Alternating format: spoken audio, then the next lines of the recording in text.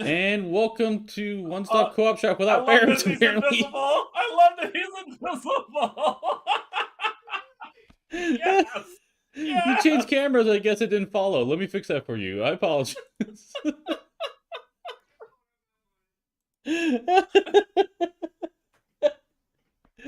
Oh, welcome everybody. Welcome, Yogi, Jigali, Snow. Bairnt is invisible. Yes, he is. Archibald, welcome.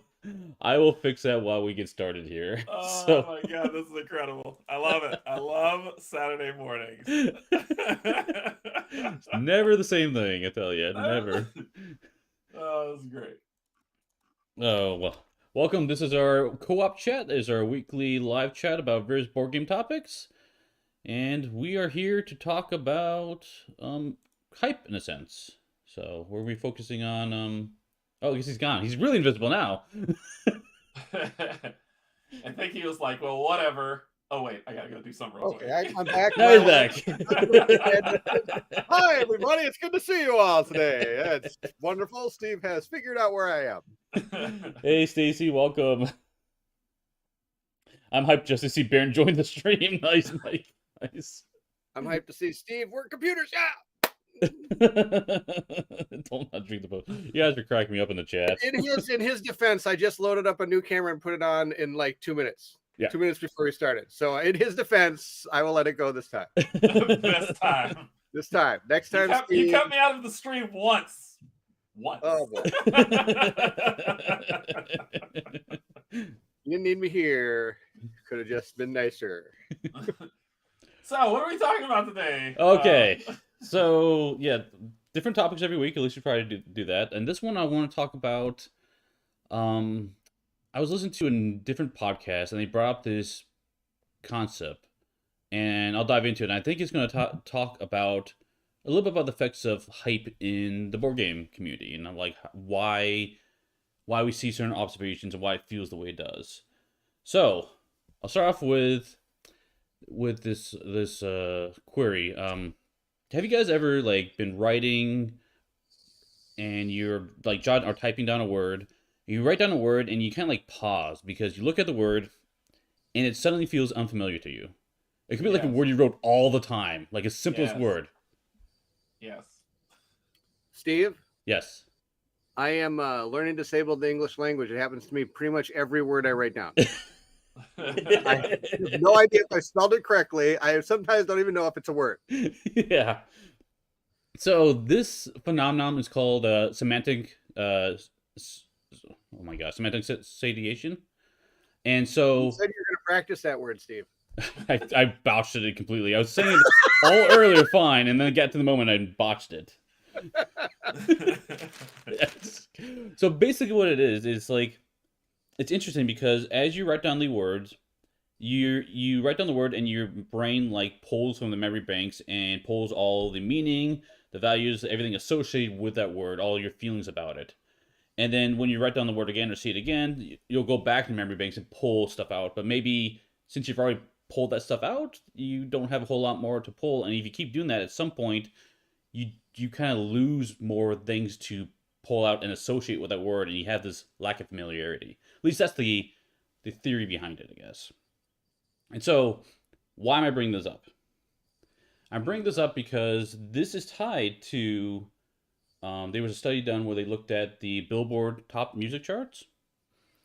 And so what you'll see is as a song is on the top 20 list or whatever it is, if it arrives quickly, it will move up the charts and then also fall off the charts quickly. If it arrived there slowly, it'll slowly climb the charts and slowly fall off. And that is due to this phenomenon in a sense. At least that's what they're suggesting. And so because you're exposed to that song a lot in a short amount of time, you kind of pulling from your memory banks a lot. And at some point, you start losing that familiarity, you start losing those feelings and emotions associated to that song. And so you kind of get over it. I wish that would have happened to Achy Breaky Heart a lot earlier than it did. Yes. That song had to go a lot faster than it did. Well, I just don't think it understands, Bairnt. if you tear my heart. Oh, now okay. So now this is actually happening because now period this song was in my life.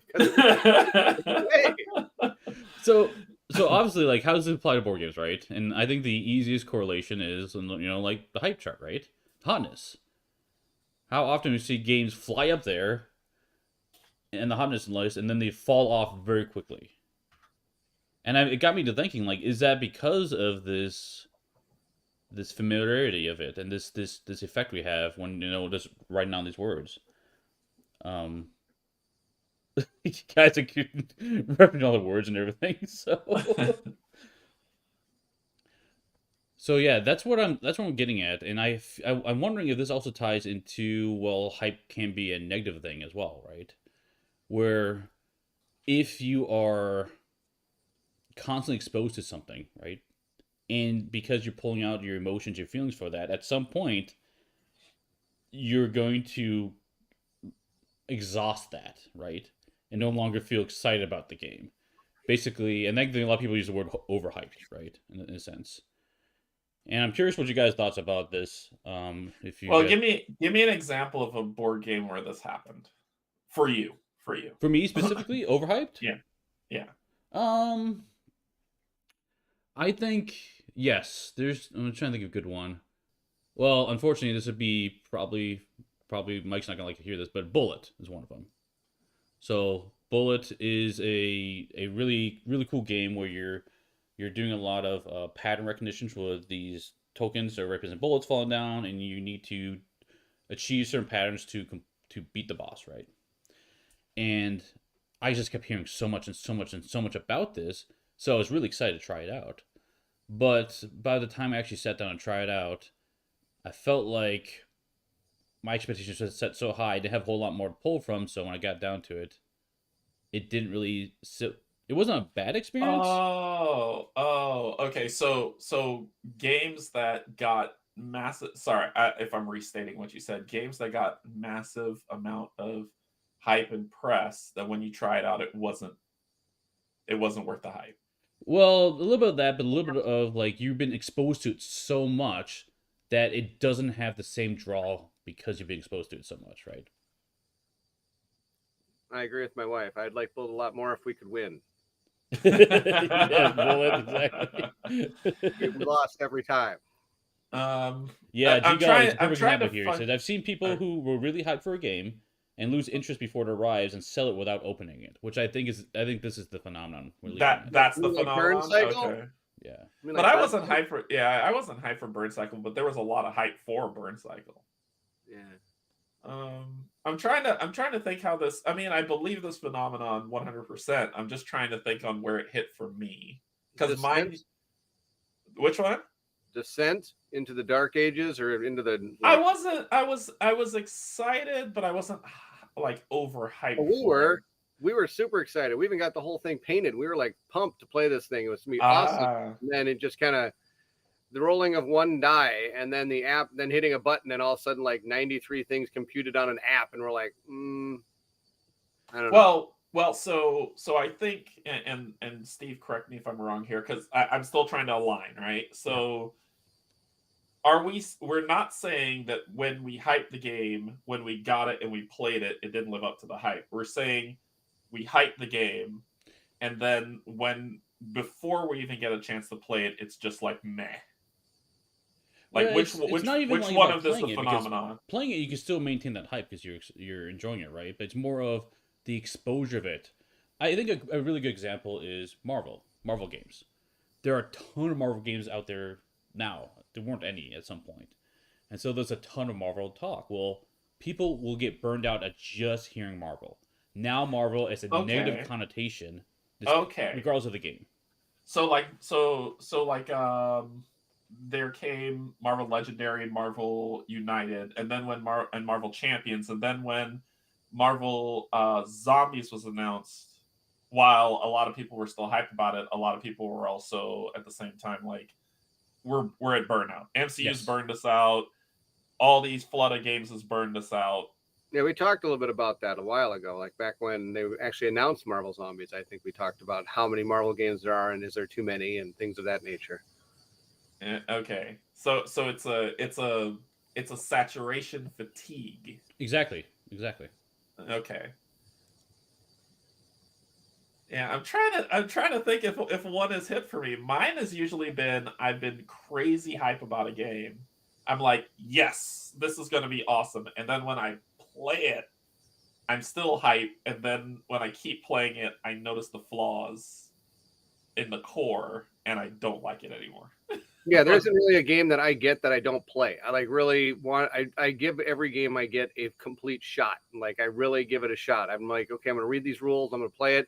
I'm gonna we're gonna really get this game on the table because you'll never guess. I'm usually pretty excited about every game I get. I don't know if you ever noticed this, but I have a tendency to be really excited about all the games I get, and then I start playing them, and then there could be a few here or there. Like I said, Descent, we'd played actually quite a bit of it, and then kind of went like I think like Canje said, we start seeing the flaws in it and kind of go, I don't know if this is really going to hold up because I think one of the problems I have is I do live play the Colin on Monday, and we like to really try to play these like campaign style games and really try to get into the game and enjoy the game.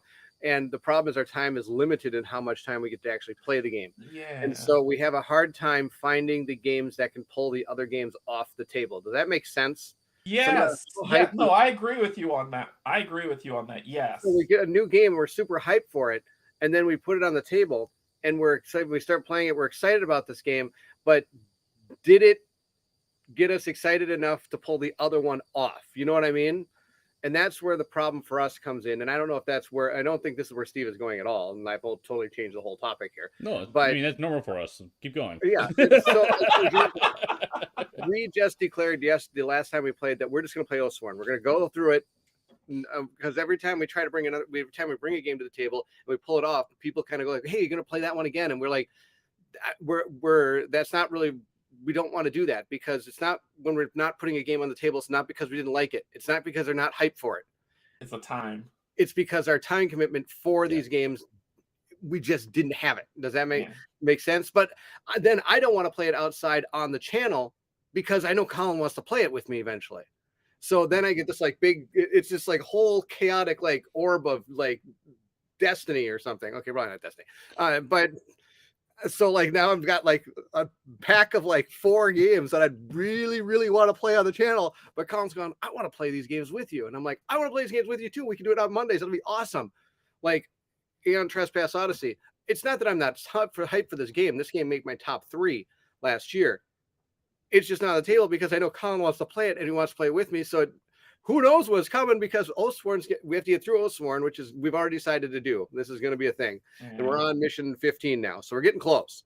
But then now Isofarian Guard came in. Guess what? Guess who's hyped about that? Well, that'd be us. We're hyped for this game, right? And I think no matter how, like, now all of a sudden we have to deal with whether or not we're hyped enough for that game to not put the ones we wanted to put on before. And I know we are. I guarantee you we're going to probably put Isofarian Guard on the table and start playing it when as soon as done with Oathsworn because that's the newest hype, the newest stuff. Now, when it comes to seeing, and I come back to Descent because I think that was another one, like Steve's saying, that was so hyped it flew up the Board Game Geek like thing, and then all of a sudden within about a week or two it was right back on. Exactly because everybody had that big hype for it, and then everybody started playing it, was really excited about this thing, and then like Canje said, sometimes you see some flaws in games or they just don't not necessarily live up to your hype, but just don't live up to your expectations even. And then for a lot of people that game just falls off. I think that's how I'm viewing it too, Bairnt, is that the fall off isn't from the like I said, I'm still trying to align with Steve's so Archibald has an interesting it's just he's talking about words. We're talking about board games. Well, no, I mean I'm trying to align with it because things rise up quickly because of hype of display and marketing, and then things tank quickly because expectation doesn't meet hype, which means it has to get to the table for people to see this game is not for me. And so, and a mass enough number, it falls off the chart very quickly. I'm seeing that pattern in my head, but I guess I'm having a hard time seeing the pattern of massive hype raises it up before I get it to the table, it drops off and I It don't doesn't care. really have to have about the table. It just has to do with the satiation, right? So basically, in this Archibald has a comment here. It says that it's almost like the early adopters publishing their experience drains my own hype. It's away from my copy because you're getting exposed to it, and every time you expose to it, you pull from your emotions around that game, right? And if you get flooded by this, you're constantly pulling from that well of emotions. When you actually get your game, you might be less excited about it. It doesn't always Oh. happen, but it can happen. You know what happened for me for that? I have some examples of that. What happened for me for that was a game called Storm Weavers. Hmm. I it was a roll and write. And so basically it was, as I saw the campaign, I was like, "Oh, this looks cool." And then I started watching videos on it. It's like, "Oh, this is really laying out really well and this looks interesting." But I kept seeing stuff and I think delivery was pushed back a little, so finally when it arrived, I didn't even play it. Like I opened it, but then I was like, "Eh." So if that aligns with that, but that's the only game I can think of that does that. Everything else falls into the camp of what Bairnt says, where it's a time, the time commitment is what keeps me from that stuff. Yeah, and it's more of a community response than a individual response too, I think. Because when we're talking about like the Billboard thing, it's not because one person is tired of the song, it's because collectively we tire of it quicker, right? If it's a community based thing where you hear a ton about it and then you don't hear anything about it, Yes. ISS Vanguard. Yes. I mean, a lot of games fall in that camp, right? They shoot That's straight that's a up. perfect example of that, where it's Hmm. not people not liking it. It's Right. ISIS Vanguard, Awaken Realms, incredible. I haven't heard It happens a anything lot about for ISIS. them. It happens a lot for Chip Theory. A lot of the bigger companies that kind of happens for. I've noticed because they have a lot of press. They have a lot of what do you call it? Just they saturate the market really well with their games so that people can get a good like they really hype up the game to get out there. Yes, and I really think the bigger companies do that, and I think that's just marketing in general. Okay. Okay. They're Yeah, I'm want to do. understanding. Yeah, I'm understanding the focus of the conversation now. The best case for that right now is Elder Scroll, Betrayal of the Second Era. Yeah. I mean, they've had Sure. their campaign going on for, was it a month that they did it, or 20 days or whatever? I think it was 21 days. I have to double And check. so during that time, massive amounts of hype going on about it, me included. I got the Mhm. gameplay all in, so me included, Me too. of Elder Scrolls Betrayal of the Second Era. As soon as that campaign finished funding and it completed, you haven't been seeing as much news about it. It's already starting to fall off and fall down Right. the information market. Yeah. Seventh Continent, or Seventh Citadel, whatever it's called. I think you could say it's for almost any Kickstarter or anything. Yeah, that's what I'm thinking. It's like Kickstarters in itself In general, is a hype train. is a hype train that dies very quickly once funding is complete, whether it's successful or not. I also 100%. wonder if this desire to pull from that the emotional aspect of it, that familiarity of it, is what is somehow driving a little bit of the need or the quick transition too, because we're all constantly jumping from one game to another game, another game, another game, right? But that And that's also just could be because there's tons of games out there. So I don't Mhm. know, because like if you are drawing from that well, and that well is drying up, do you switch to a new game to draw from a fresh well again? Well, when you say the well's drying up, Yep. that's subjective, right? Oh yes, this is very subjective. This is very we don't actually know a lot about this, to be honest. So I'm Mhm. throwing this out there as could this be a thing? I don't know if it is. I'm just throwing it out there. That was interesting. I think it's a thing, and now that I understand, because I was like, okay, so is it play, not play, but it's more the news of it. It's more the The news. That's correct. The talking, yeah, yes, and okay. it's what you're exposed to as well. Like if you're on our the One Stop Co-op Discord, there's certain games that get talked about a lot. And if you hear that word, that phrase a lot, that talk a lot, you might have gone from, oh, okay, it's a game, I'm not interested, that's fine, to hearing that game being mentioned again to be like, oh god, I'm so tired of this. I'm done with this. Now it's a You know, negative word. yeah, someone who mentioned that she's in chat is Snow. Yeah, Because when we Snow. were on another chat, she had mentioned that about Marvel United. Right. She had said, I have no interest in that game. It's talked about constantly, and it's been very, like, she wants to still stay engaged with everybody, but it's like muddling through this mire of Marvel United that she's not interested to talk about. Exactly. And this probably works for her in that way, where it's like, Marvel United news, high, and then she was probably so happy after the campaign ended because it immediately fell off. It's like, okay, now we can talk about something else. Right. But again, to like what Bairnt, I mean, talking about what Bairnt's bringing up, the time thing is another interesting one too, right? Because that comes a lot to do with the content creation. Like how these campaign games require so much of our time, and we want to play them. We really do. We get excited about them, but we just can't find the time for this stuff. So Yeah, and I know that one that you pulled up. I recall both Canje and Bairnt waiting for games others got and they were excited for, but lost their time slot, so no content got shown. yeah, That's happened to me a few times. I mean, yeah. I still have the 4th copy of Explore It that I need to play, but I can't find the time to do it. Now, I think that's a self-inflicted, self-fulfilling prophecy, right? And it is. I have to own that. I have to own that. Um, I am the cause of my time delay. Not because the world goes on around me, but because I could grab one game, play that game, and play it to completion or to when I feel I'm done with it, and then move on to the next game. But because I have the disease known as FOMO, and I will own that when a new game comes in, I want to try that too. I want to try this other one too. I want to play this other one too. So I back myself into a corner where I don't have the time to get to everything, so therefore some things fall off. I don't think I've really had too much fall off. I can't think of I'm sure the chat can help me out here.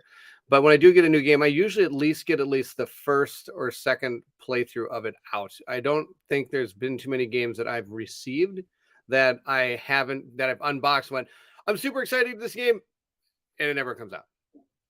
Yeah, mine will. Yeah, mine will come out for the ones that I'm super excited to play. It's just the time of getting them to come out. Like I think for you, Bairnt, like you said, if you're say I'm super excited to play this game, I think you haven't backed yourself into that same corner I have, where you can just say, okay, well, I could dedicate myself to doing that, playing this game at least once or twice within the next month or two. And I haven't set that constraint on myself to where it's like, okay, well, I could do that. Mine's more, I'm going to play it. I am going to play ISIS Vanguard. It is right over there, and it has an insert that I bought to put in it, which means I'm keeping it. Yeah, which means I'm keeping it. I just need to back myself out of that corner that I put myself in to say when I'm going to do it and make that commitment to doing it at that time, no matter what else delivers. Yeah, I don't know. And I think that's another thing that might be different is I don't think I get as much delivered as you guys do when it comes to games. I think you guys get more games delivered to you. And I think a lot of it has to do with when Colin and I work together now on some of the Kickstarter stuff. So like there are games where I've done an unboxing, and then in the video I'm saying, check out the One Stop Co-op Shop. Colin's doing a playthrough because he wants to do the playthrough of that game. So then I'll just drive it back over to his house and he'll do the playthrough. So that would be one where, for examples on my channel, where I do an unboxing but not get to it because I know Colin's doing it, and we might be planning to play it together at some point. Which that is, like I said, is a whole nother fish of worms or something that we have to deal with, type of deal.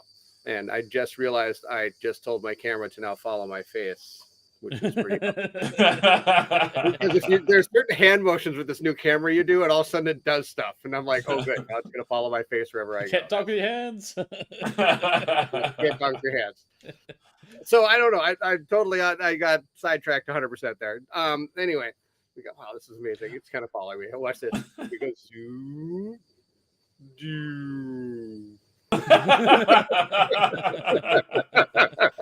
Yeah, I think my thing is I will get games played, but not so early, and I'm learning as I'm gaining experience in terms of the gaming community and learning. I've actually been pulling back to the amount of things that I get.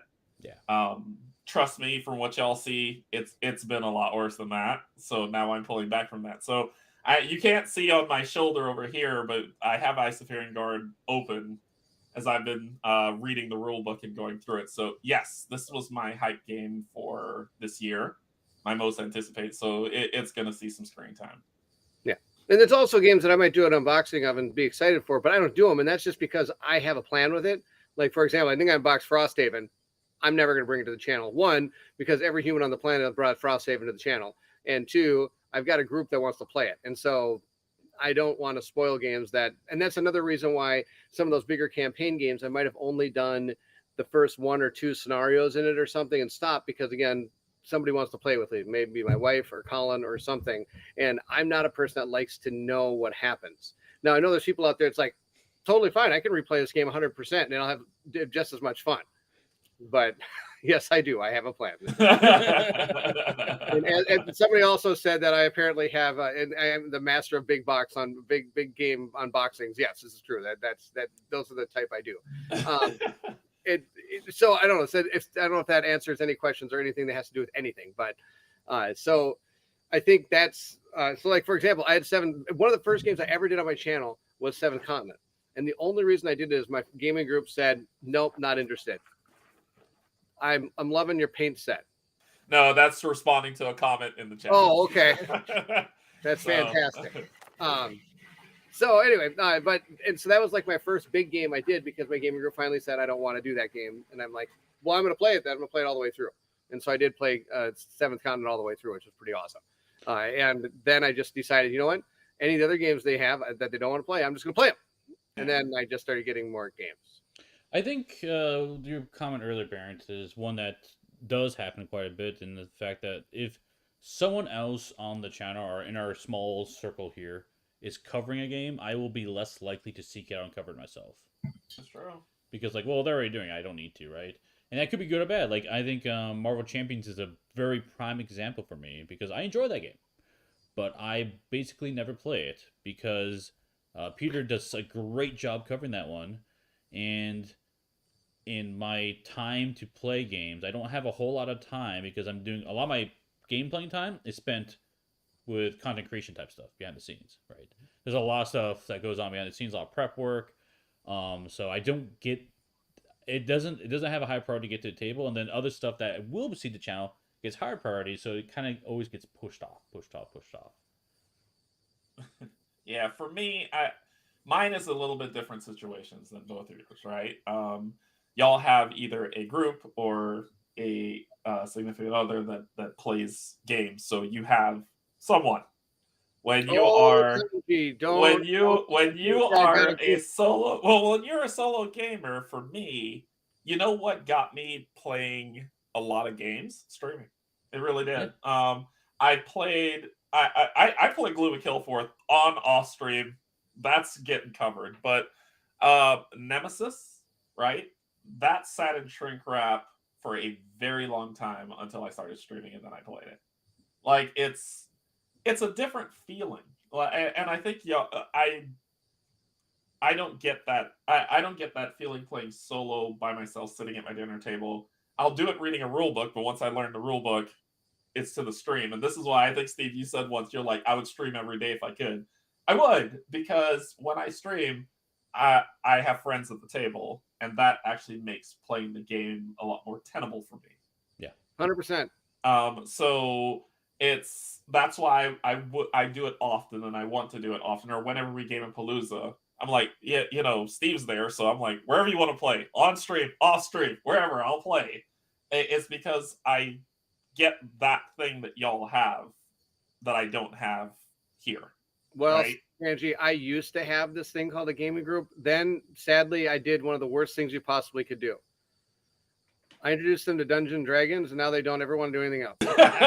So I'm like, that my gaming group disappeared. Like we used to do every like Friday, every Saturday, one of the two. Now it's like, okay, let's get together and Dungeons and Dragons. It's been like this for 2.5 years. So I mean, that's part of it. So any game you see that hits my channel is probably the first time or ever I'm going to probably play that game for a while, which is the thing that really made Mondays so exciting now, is the fact that since Colin's coming over, we're able to play these games. Otherwise, the only people that see the games are the people that watch the channel, because that's the only time these games really hit the channel, which is another reason I think I have less kind of coming in than I used to, is because there's not a lot of games that are like quick, easy games to get to the channel, because hey there.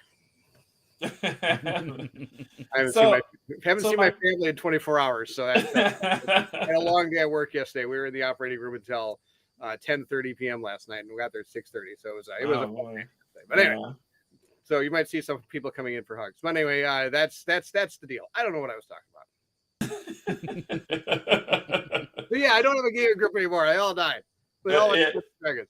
Yeah, I think that's the thing, though. It's one of the things to consider about. We're so off topic. Sorry, Stevie. I'm just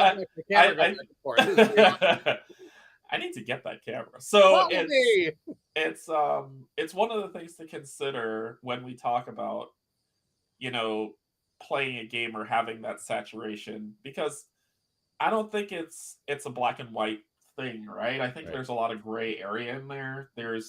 For me, it's okay, well, I don't get a lot of games that I have that we're hyped for to the table. And I think it's because there's the learning of the game aspect. If it has a 90 or 130 page rule book, but 250 pages. Come on, Canje, beat me. Let's go. I just got done with the 250 pages. It's coming your way soon. So, and then there's, okay, when I play it, I'll be, or when I'm learning it by myself. So it then turns into, do I want to invest this time in doing this, or do I want to try something else? And that's probably where I paint myself into the corner. So there's a lot of complexity to the answer to that question of how I back myself into the corner of time constraint. The other thing is the campaign games nature themselves, I find easy on content creation from our side, on the creator side, but not that great for the channel for the long run, I would say. Because it's once depends on the game. What's that? It depends on the game. There are some games out there like you're saying, it's easy for the channel because now you've got a rule set that you learned, and you can play it multiple times. Yeah, and you don't have to worry about doing a new rule book or anything like that. Bless Mike's heart, I have no idea how he does it, but he does like 4 new games every week somehow. I would die if I had to learn that many games a week. But for campaign games, you're right. It's a lot easier to get those to the table and be able to continue them because we already know the rules. But and there are some that fall really good, and there's some that fall flat. Like you said, it's hard to keep the hype of it going for 2 reasons. One, people are like me, they don't want things spoiled. They're like, I've only gotten to mission 3, I can't watch anymore, sorry guys, kind of thing. I get that a lot, which is great. I'm totally on board with that. But there are games out there that they're a campaign game, but the story of it isn't something people are interested in. They're interested in seeing how you get through it. For example, KDM. What's this? Sorry, Arky Rolls cook. Right? No, we're talking about hype anymore. It's way off topic. We don't I'll let it go. Yeah, I don't. I'm sorry. I'm so sorry. Let's go. Okay, we can go back to hype. So hype. It's fine. It's fine. This is how we normally run. It's no big deal. I'm hypeful. No, I think that when we talk about rise and fall of that stuff, I believe it's a thing. I do agree it's a thing when it comes. Now that I understand the context, yes, it is constantly happening. KDM is another great one, right? If right now he release Gambler's Chest. Well, if he says, okay, well, the Gambler's Chest is in printing, here comes another Kickstarter that's going to be the next thing after the Gambler's Chest. They'll be hype about that. People will still back it, even though it's been 30 years. It's been 84 years since they've gotten their since they've heard anything about Gambler's Chest. But the hype will still go up and fall off. Yeah. Actually, Well, I don't know. There are games out there that doesn't happen to. You got Gloomhaven, for example. It stayed up there it's still up there. I mean, yeah. things like that. Was Nemesis. But is it Gloomhaven hyped when it was, or was it No, a but even slow like burn? Frosthaven's probably still up there. Nemesis is still up there. I mean, for you're crying out talking loud. about Still. game rating though, not the hype around it. Right. Right, but that's kind of the only thing I can really measure it by. I mean, because if it's still up in that Board Game Geek top 50 games, people still are talking about it. People are still interested in it. That's the deal, right? It is, but where I was talking about more of like the hotness list than the top ranks list. Well, that's kind of what I mean. I mean that hot list. I mean, Nemesis is still in that hotness list. Oh, I is mean, it? it's still there. Oh yeah, it's in the top 50. It's always going to be there. I mean, it's just because people are. It's kind of like there's other like Ark Nova's been there forever too, like that kind of thing. Like there's just a lot of these games that like Mars or whatever, that Mars Expedition, not Mars Expedition, but Terraforming Mars. It's always going to be there. But you're gonna, like you said, you're going to see games come in and out. That's the deal. Yeah. But I think the slow rise leaves for a slow descent. Correct. Like Steve was playing. So Correct. I just went to BGG and look at their hotness 50. Number one on that list is Earth. That was a slow rise hotness, and now it's number one on hotness, and it'll be a slow descent. Yes. Frosthaven was a fast rise, and it's already at number 9.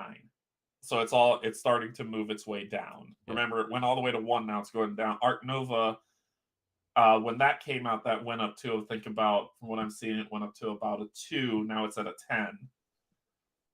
Yeah, I mean, like, for example, Gloomhaven's always there. On Terraforming Mars, always there. Nemesis, always there. That's the ranking list. Look, go to the hotness top 50 games trending today. Oh, okay. Yeah, I'm looking for. Yeah, I'm seeing.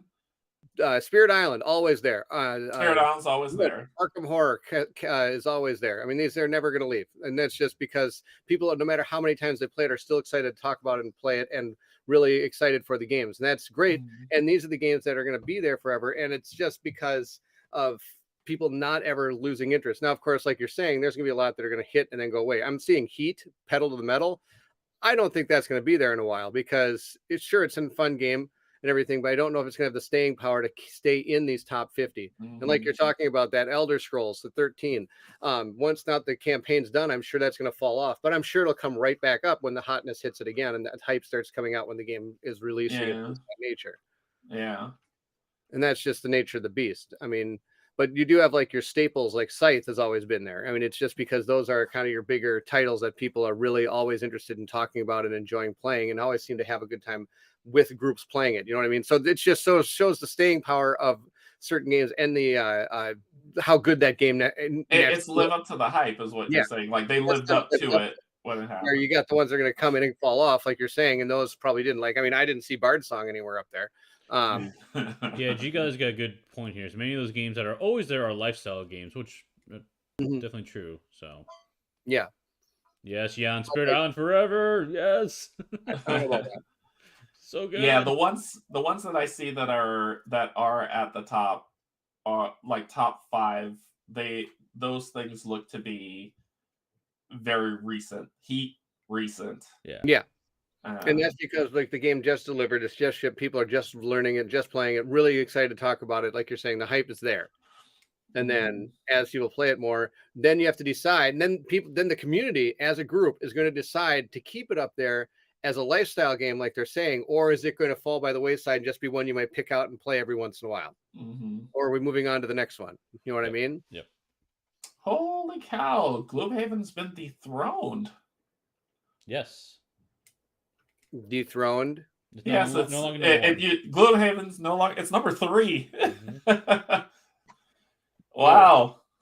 The new number 1 is Brass Birmingham. Yes. Oh yes, that's a huge game. I've never played it.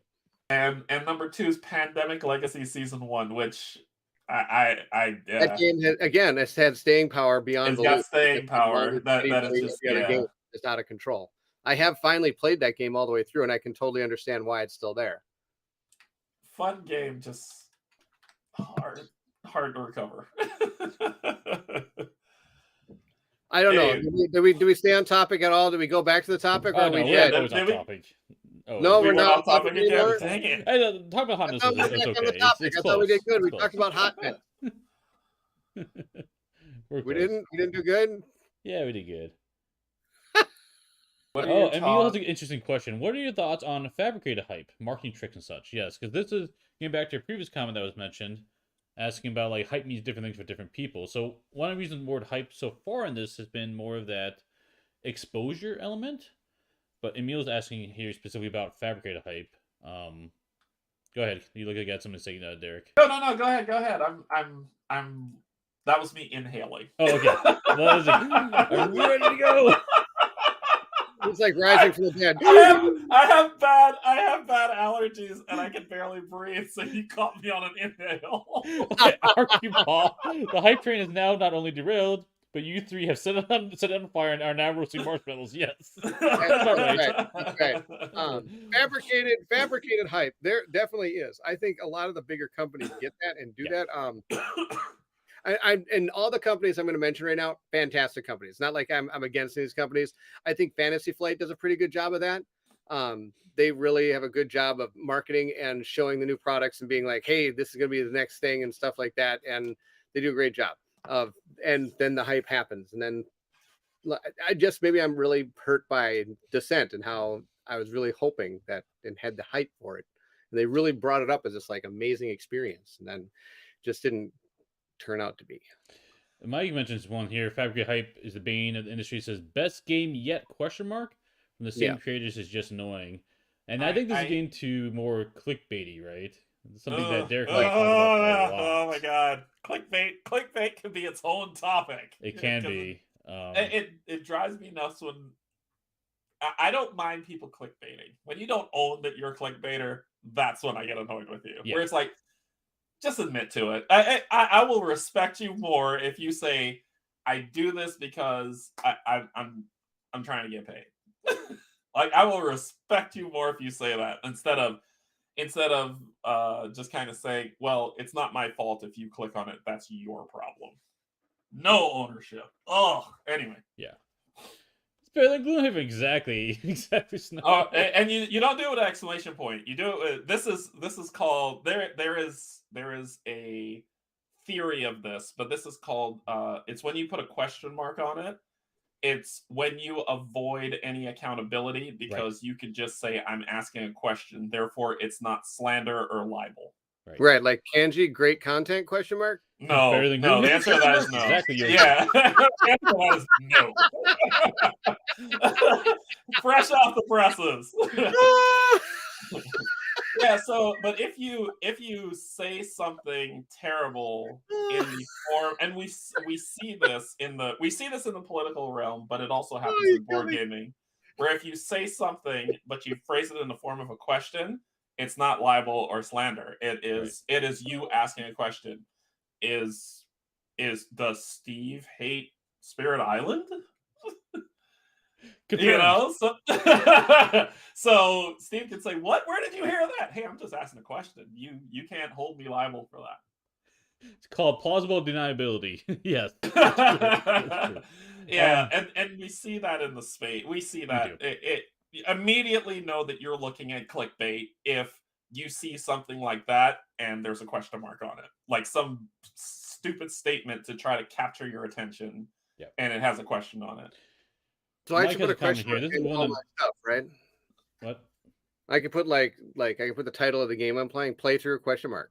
and then don't play through it at all. Just sit up there and just sing music all day. You didn't say you're gonna play, maybe. That's amazing. I almost want to do that for April Fools. Now April Fool's joke is ruined. Yeah. I guess an interesting comment here. This is something that I struggle with. So it's not just the title though; it's what they do every game. Always fabricating hype for every game, and how I operate is something maybe I need to change. Honestly, is I cover a lot of games, but if I play a game, it just never clicks for me. I don't like it. You won't hear me talk about it. And so, but the games I really love, I will be out there saying, "This is awesome. Go check this out. This is great." And so, I don't do a good job going out there and saying and pointing out that this one game I didn't care for and skip over. If you mention it, or if it comes up in the chat, I'll say something, of course. But I won't go out there and throw it out there necessarily because I've already moved on. And so it may appear that, at least for me, and I worry about this, that I'm hyping every single game out there. So. I don't do that at all. Well, I don't hype any game ever. It's tricky. I'm kidding. I think every game I play, I'm excited for. Yeah. Well, I think it's tricky. It's tricky because the market responds to us. We don't respond to the market. Right. We don't respond to the marketing. The marketing responds to us. And what I mean by that is, if someone puts out a Kickstarter or GameFound or if someone crowdsources, let's just call it that. If someone crowdsources their vision or their thing on what they want to play, and it's not pretty enough, we will ignore it. We will not look at it. And I say we en masse, not we an individual. Right. We en masse will not look at it. We will say, this does not. Let's take it, for example, the first Aeon's End. The art on that game, the art on that Kickstarter and that stuff looked horrendous. Even the designer said it wasn't our best art, and we proved over time. But it didn't look good. And so a lot of people didn't pay attention to it because it wasn't pretty enough. Mm-hmm. So the marketing responded to that. They polled, they did their research, and they came back and they said, it needs to be prettier or else nobody's going to look at it. So therefore, the marketing built the hype engine around our responses to things that should just be good. If, for instance, if Aeon's Trespass Odyssey or any other game, insert game that you as viewer thinks is the most incredible game that you've played, doesn't matter what it is. If they would have crowdfunded and it did not look pretty enough, you would skip right over it and keep moving to the pretty. This is how the mini hype engine began, because it was, all right, well, how many minis are you including in my game? If it doesn't have any minis, I don't want it. The market saw that and they responded. And so now you have Kaman, who's like, boom, here's a bunch of minis. And now we're at, oh, it's too many minis. We don't have enough time to paint. It's overhyped. But we've already created that engine. And we're not going to say no because we still want that. So therefore, the marketing is not going to shift because it knows we still want that, even though we're saying it's too much. So Marvel United, I mean, perfect example. It doesn't need any of those minis. Tokens would have been fine, or standees. But because the engine recognizes that, no, the minis are we're looking at those and we want to inhale all of those minis, it hasn't switched. So when we talk about marketing overhyping, I think what we need to understand is that we are the product of our own destruction when it comes to that. It only responds to us. If one day everyone in mass turns around and says, we don't want any more minis, and they stop backing games that have minis on them, devs will stop making games with minis, and the marketing engine will shift to now make the pretty about not having minis. Right. We'll see if that ever happens. I mean, sadly, we've kind of got to this point where, like you said, you need minis, but I've seen games come up like, no, you don't need minis. We'll just do a bunch of standees. And everybody's like, it costs how much for that game? Yeah. Yes. And it's like, but then people don't understand. But then the creators kind of like, but I needed to print all this paper and this cardboard and this stuff to make like the game, and it's like it weighs like 70,000 pounds now. I mean, it's just, and so people don't get it. Like, well, that's not enough. Like I'm pulling from the Ghost Betwixt. Sadly, he went through an ordeal like that, where he made this great game, and then when it came out, the community is like, it's how much for just a game with cardboard? And he had to go back to the drawing board again after hearing the community and kind of revamp what he was working on, and was able to get a product out, which is, and it's a great game. I have it. It's fun. But he had to go through that because he didn't have minis. Emil's in chat, and I know originally he had done, we played Rogue Angels, and that originally didn't come with minis. I think he's returning after hearing some of the things from the community with wanting minis in it. And so I think he's come back to the point where he's using, at least having kind of a Gloomhaven style where like the minis are going to be the characters and then the standees. Yeah. Which I think is going to be a good road to go. And I think that's just because, like you said, you started this engine that people think like, look at the value I'm getting out of this game because it came with all these minis and it was only this much money. Mm-hmm. And, but that then when you don't have the minis, it's not as much. Exactly. People don't think they get the bang for the buck. Exactly. Bang for the buck. Yep. And what's beautiful about it all is that some developers, not Emil, he's amazing, but some developers have capitalized on that to sell you a subpar engine. Yes. But throw minis in your face. Right. And you're like, we're gonna make these minis look amazingly beautiful so that people will buy this game because the minis are just so pretty. But the game is half-baked, not done, not tested, and we still back it. And I think also now it's coming to a point where it depends on the kind of the theme or the genre or where it's landing, because now I'm seeing some of these cardboard only games actually slightly making it better than they did in the past. For example, now of course we're talking about, I'm only bringing up the ones I know of because they all fit in the same genre of the sandbox RPGs. And now you're seeing Dungeon Universalis, you're seeing League of Dungeoneers, you're seeing what was the other one? The Grubus guy, Dungeon Crusade. Thank you. All three of those backed. They funded. They're going. One's going. I think they're both going to second printing, and it's cardboard only because people know in that type of genre, I don't want the minis. I can use my own stuff. I've got enough of them for all the cool mini or not games I bagged, so I can just. I just want the game. Make the game good. And I wonder. I hope maybe we're going to that shift. I think it's just sadly for that type of game is the only reason that shift. We are not going to that shift. I can always dream, can't Archibald has a good point. This is something that honestly I try to do. But hype control is not just minis or creator issue. It's on all of us to moderate. Maybe we talk about more variety of games.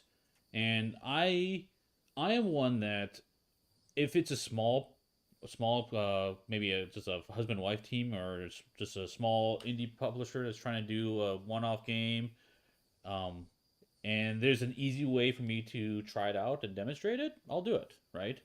If the time investment's not a lot to get this in, I don't mind taking the risk there. And I've done this with a lot of games. There's a robot one, I can't think of the name. Something about Love Robots. I have to look at the title again.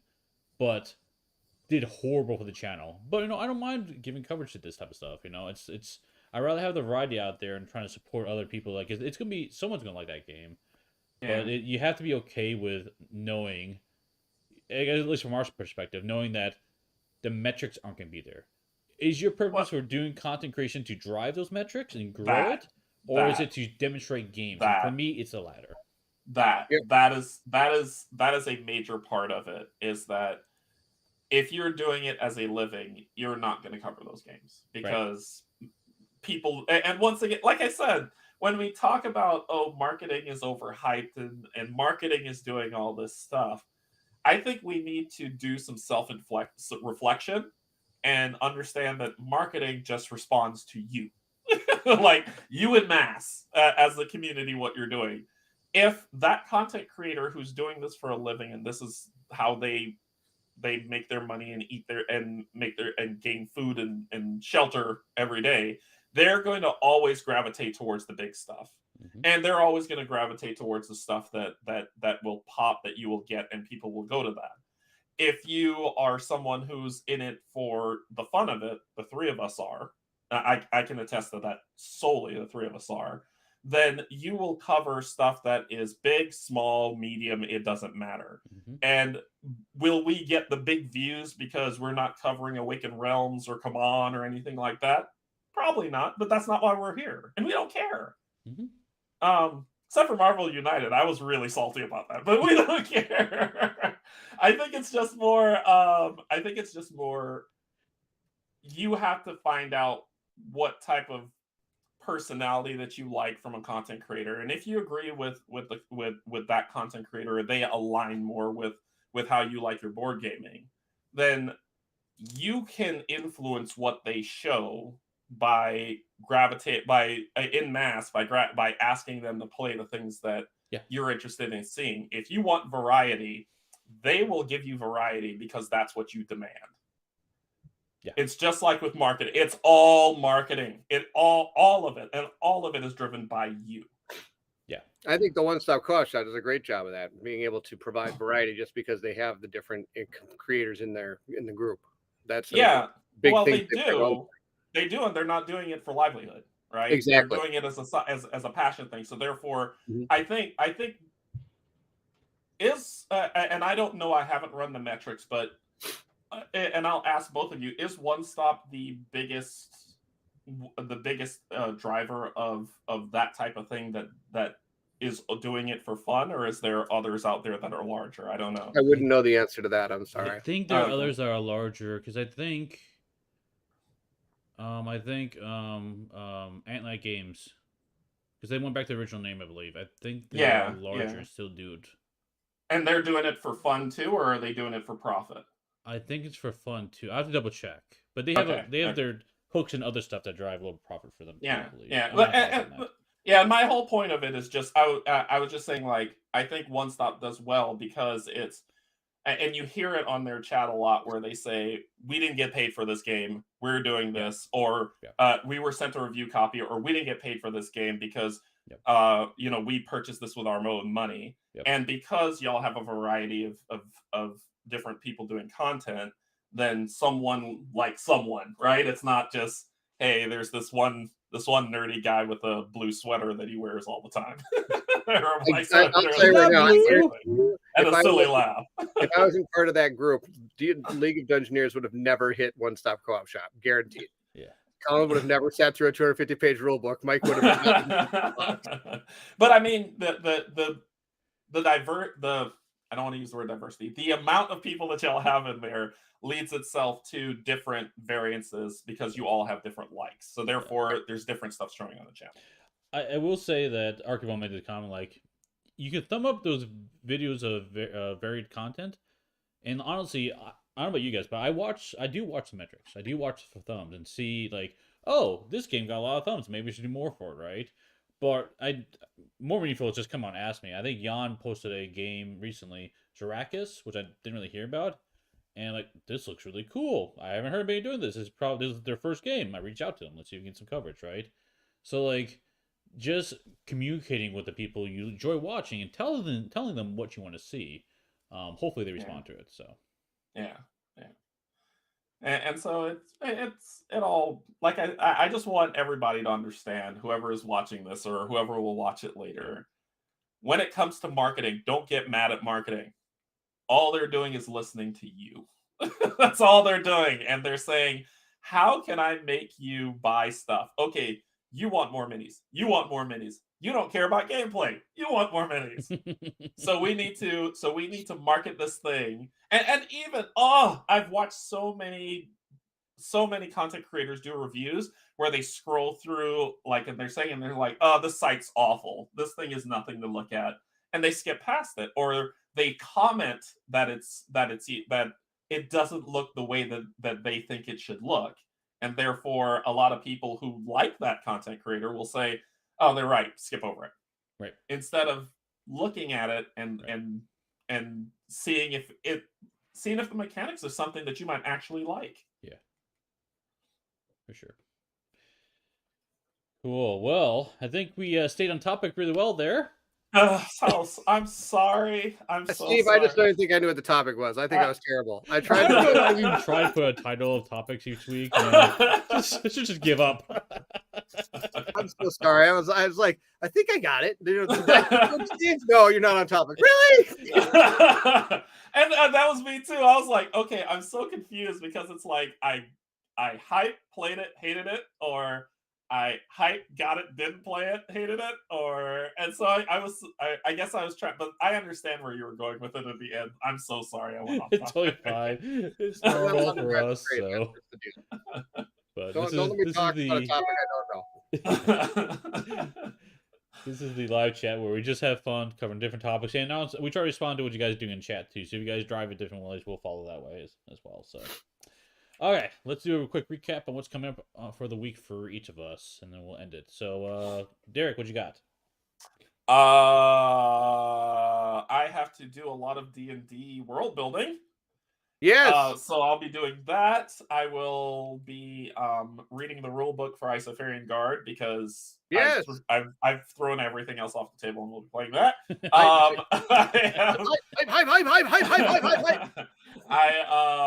I tomorrow is Cynthia, Kate, and I playing Arkham Horror LCG, the blob that ate everything. And then I don't know. Marvel United next week, and I don't know what else. Are you gonna be able to get ISO Fairing Guard to the table before you? Is it your May is only rolling rights? No. It's probably gonna get I stop everything and do a month of roll and write print and play games because I want to showcase that stuff. Yeah. But when I get back from UK Game Expo in June, that's when it's gonna hit the table. Oh, okay. Yeah. So I always dedicate the month of May to show the small indie devs who've created great roll and write print and play games on the I've never channel. played roll and write. Yeah. Probably because I can't spell. So it'll be that. But Isofarian Guard will hit the table in June, guaranteed. So, anyway, what do you got coming up, Bairnt? Dan says that I'm painting something. I'm painting something this week. He knows that. This is true. I'll do live painting on Wednesday. That's my plan. It didn't happen this week. We had a lot of time commitments that I couldn't make that work last week. Monday I'll be doing Oathsworn with Colin. We're going into story 15. We're hoping to get. I think that's kind of, we talked about this. One of the hard things about this game is, then the reason why it's like dominated the live stuff we're doing is you have to do both of those things kind of almost back to back, and so you have to spend 1 week on that, 1 week on the other one. And if you try to put something in between, you'd hate to lose that continuous story of what's going on in the game, which is pretty sweet. Anyway, so that's Monday. That's Wednesday. I have League of Dungeoneers on the table right now. That is being recorded. The full dungeon delve is coming to my channels hopefully this week. Star Trek Alliance is coming Friday. It's already recorded. I just need to edit it up. It'll be on One Stop and on my channel. So if you're interested in seeing either one of those places, that's where it'll be. Super fun. Brought back. Oh my gosh, you want to know? After I played that game, I actually just took out and looked at all my X-wing ships. I've got hundreds of X-wing ships and just stared at them, because I was like, oh, I used to play this. Because for those who don't know, the Star Trek game is very similar. Attack Wing was the competitive version. Is very similar to the Star Wars one, X-Wing. Mm-hmm. So it was kind of cool to fly the ships around and everything. So it's kind of like, oh my gosh, this brings back so many memories. I used to play it for years. Anyway, so let's see here. What more can I say to keep this going? I'm You have a D&D story to write, sir. I have a D&D story to write. Yes. And then I have there is a Kickstarter coming that I have to do a playthrough for, that we're going to talk about next week on the co-op chat, because I think I'm actually got a topic for us that I'm really excited to talk about next week, and it actually has to do with this game. So it'll be really fun. Because I'm super pumped for this game. Surprise. I actually met the guy who created the game. He is from Minneapolis. He met me over at a local game store, showed me the game. And as he was showing me all different parts of this game, like, this is a great game. This is going to be a solid game. This is sweet. I hope it's fun. So I'm excited to make a video for him and things of that nature. It's called Conquest Princess. So there again is a reason why I'm excited to talk about this, because it's going to be an interesting topic about. I'm hoping next week to talk about themes of games, because is that the one that Critical Role's pulling out? No. If he got Critical Role to do it, I don't think he needs. There was one that was just announced that sounds like that title that the Critical Role people are making. I thought that it sounds like that title. No, they're not making. That'd be so sad if. Okay. It's like before he gets his game out, somebody trademarks the name. That's super bad. Anyway, so that I'm going to work on that this week as well, after I get done recording League of Dungeoneers. But like we were talking earlier, it's kind of nice because I know the rules now. I've read all 250-page rules. For those of you reading the comments, you saw my wife. She was sitting there saying that rule book. Oh my gosh, she carried it around for a week. Yeah, I carried it around for a week. Just anytime I sat down, I'd read parts of that rule book. So now they know the rules. Now I can actually do. I'm hoping to do a couple recordings of it so people can really see the whole meat of this entire game. And I'm really I'm excited for it. I did Dungeon Universalis. I never played Dungeon Crusade, but Colin did. And both of those didn't really do what I was hoping they would do. For me when it came to the sandbox RPG type experience, but this one I think is. The only problem this one has is it doesn't have really much of a story. You're kind of just kind of going through the motions of the game, but it's kind of lacking a story. And hoping they go back to print, they kind of bring more narrative to this game, but we'll see. But there's enough to keep me going though. Okay. So what else? And then we got, no, I'm kidding. Now it's Steve's turn, I think. So what you got wrap it up, just to summarize, League of Engineers coming out, Star Trek coming out. I've got a new Kickstarter coming out, painting a miniature on Wednesday, and I got a live play on Monday. Could have just said it like that. So I know your response is, Derek, I'll put it on the screen here. When are you guys doing the live RPG recording? That's not for a while yet. No, not until like June-ish. June. Yeah. It'll be June. The only reason why is because we talked about this and we're like, if we're gonna do this thing, we're gonna do it for real. So it's gonna be legit, guys. It's gonna be legit. So it's gonna. There's a lot of really great conversations happening with people outside of us to make things gel well as within. So it's coming soon. It'll be in June, where you'll see that. And I haven't talked to the guys yet, but Steve is going to be building out something once I get him the images. But he's going to build out something that we may pre-release before that time to get the hype going, right? The marketing hype. The marketing hype. We need the hype. The marketing hype. But we'll release that before June so that y'all can know what to expect. Yep. But we're working on it. We're doing this for real. Yeah, it's coming. Steve, what you got coming? Let's see. So I think the plan Mondays do Phantom Epoch. So I've got the prototype. I want to make sure you get that played and show you a little bit more of that game. Marvel United will be Wednesday. Take on Apocalypse because Kim is traveling and she doesn't want to play against Apocalypse. So perfect time for me to do it. So, I might try to sneak in a play of Defenders of the Realm if I can on the stream. That's one I've been meaning to get back to the table to show, especially the new releases that came out for that one. And I know there's a second edition. I think it's called second edition. Come out soon, so it might be good to get the first one going. And then of course we got the co-op chat on Saturday. But I think that's the plan. Yeah. Cool. Yeah, just for everyone I'm not giving away anything. Just know that there is a lot of things that we need to do. All of us outside of us, Robin, Kim, Steve, Bairnt, and we're building this thing. So it's gonna be good. That's right. You know what this is, right? That's the bar. That's what that is, my friend. Raising that bar. Oh, I guess I probably should mention too. Tuesday I do have the Isoferran Guard review dropping, so that should be happening Tuesday. It'll be on the main channel for once. When is that? The review for Isoferran Guard. When? Tuesday. That's awesome. That's when I get my copy. So you're dropping it right at the right hype time, Steve. Yeah. He's building that hype. He's building that hype. The good news is it's spoiler free too, so you should be able to watch without spoiling anything. So nice. Okay. Well, I already know the first part of the story because I think when I watched Rolling Solo, I saw that full play up to Sylvie, so I know what to expect. Yeah, but I did the same thing. I spoiled the first part as well. So yeah, but I'm very curious as to your thoughts on it, what you like, what you thought could be improved. So I'm hyped for that. Mm-hmm. Cool. Well, that's gonna end it for today. Thanks, guys, for joining. It's always been fun. And thanks to chat for joining us with us. Yep. Thank you, guys. The best. Sorry for going off topic. Not you two. The chat. The chat's the best. Not you two. Thanks, Barry. That's it. Enough of this. You're going invisible. There you go. Bye, everyone. Bye, everybody.